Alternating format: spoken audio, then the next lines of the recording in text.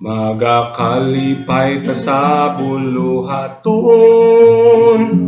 alang sa atong hari, kay dunay kalipay o pakigait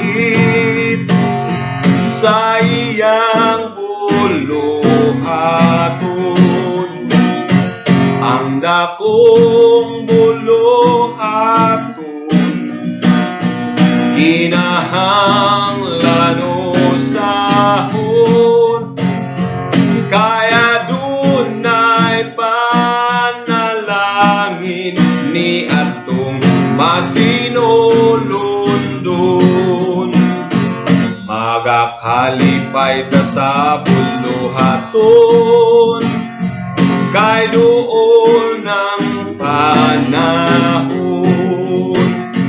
aron nga magpuyo nga malinawon ditoon niya sa Siyon.